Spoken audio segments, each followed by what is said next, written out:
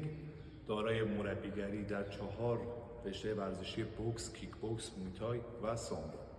همونجوری که بهتون یاد دادیم آموزش‌های گارد پا و دست و چپ راست زدن رو تو ویدیوهای قبلی دیدید، یاد گرفتید. الان حالا که ما چپ راست رو یاد گرفتیم، چپ راست زدن رو یاد گرفتیم، وقتشه که رقص پای بوکس رو ما آموزش ببینیم.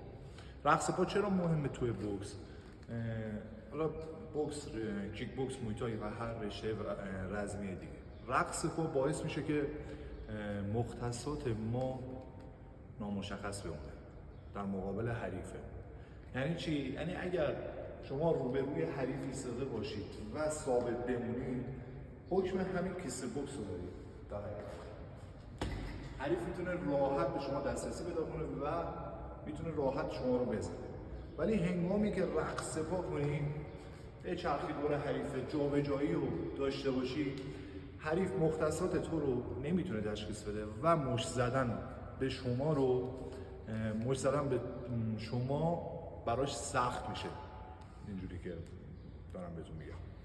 حالا چیکار میکنیم که رقص پا رو خیلی راحت یاد بگیریم؟ دست پا رو میاریم پایین روی 4 سر پا، خیلی راحت. اولین تمرینی که انجام میدیم پرش به سمت بالاست، این حالت، به سمت جلو حرکت و به سمت عقب.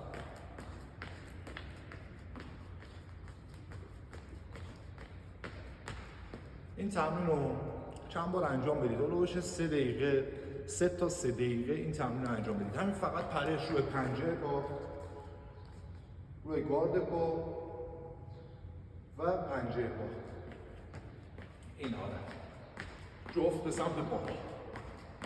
دستا لخت باشه، دستا رو صفر نگیرید. اوکی؟ حالا 3 تا 3 دقیقه این تمرین رو انجام میدیم. بعد از 3 تا 3 دقیقه این که این کار رو انجام دادیم، میایم وزن رو تقسیم میکنیم به 2 تا وزن. نصف وزن روی پای عقب، نصف وزن روی پای جلو. تمرین دوممون چیه؟ اینه که بیشتر وزن رو بندازیم روی پای جلو و بعدش بندازیم روی پای عقب. یعنی چی؟ این حرکت. بیشتر میره جلو، بعد عقب. 1 2 1 2 1 2 1 2.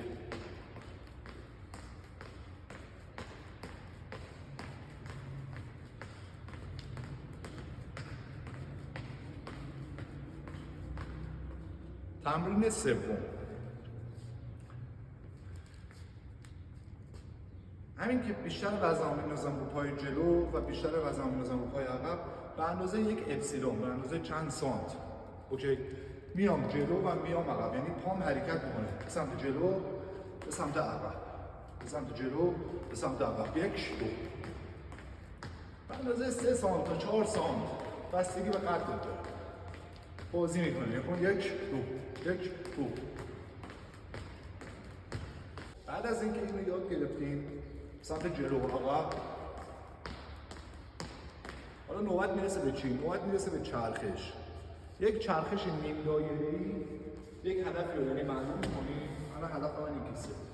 خب میتونه حالا مثلا یک صندلی باشه، میتونه یه دونه استپ باشه، هر چیز دیگه مهم نیست. این هدف منه، یک چرخش نیم دایره‌ای به این صورت و بالعکس انجام میدم. یعنی تمرین سوم ما، تمرین چهارم ما این میشه که یک چرخش نیم دایره به سمت چپ و به سمت راست. توجه کنید موقعی که میام به سمت چپ، نیم دایره چپ رو که میرم، پای چپ هم حرکت میکنه اول و فاصله بین دو تا پاهای من حفظ میشه. پا نباید بچسبه به هم. به اصطلاح بکسورها پاهاتون گره نخوره به هم دیگه. اوکی؟ پس چی؟ پای چپ حرکت میکنه با حد فاصله من از هدفم و پای راست. سعی کنید دستتون رو، لازم نیست اولش کارت بگیرید، ولی دستتون برخورد بکنه به هدف موقع چرخیدن. 1 2. سمت راست، دست راست و پای راست، سمت چپ، پای چپ و دست چپ.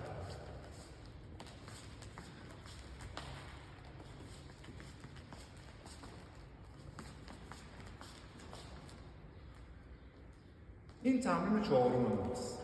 دور حریفمون بتونیم بچرخیم. تمرین بعدی تمرین پنجم رقص. این حالت رو انجام میدادیم. میام سمت جلو، دستمو میزنم به هدف، میام سمت عقب. یک دو.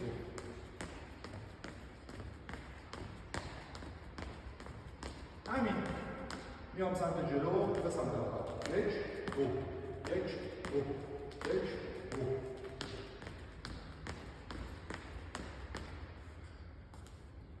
تمرین بعدی. اول اینو بهتون بگم هر کدوم از این تمرین‌ها رو یادت نره. یه بار دیگه دارم میگم.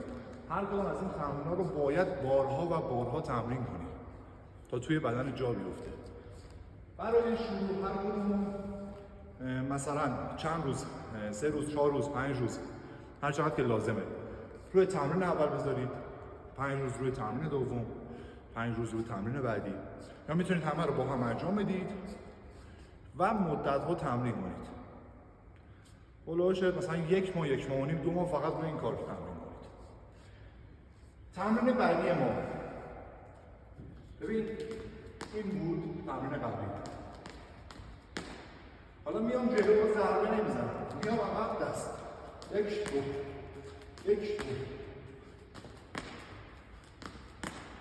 پاهم ثابته روی زمین، بعد دست راستم رو حرکت میکنم. 1 2. تمرین بعدی. میدونم که کسایی که بوکس رو یاد میگیرن، علاقه دارن به بوکس، کیک بوکس و یا رشته‌های رزمی، دوست دارن همش بیشتر یاد بگیرن. خیلی عجله میکنن و اینا. ولی شما سعی کنید بیشتر تمرین کنید.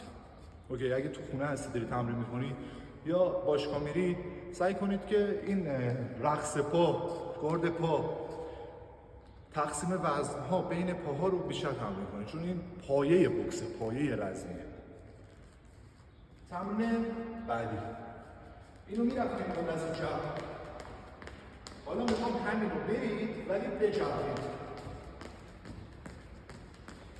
دور هدف بچرخید.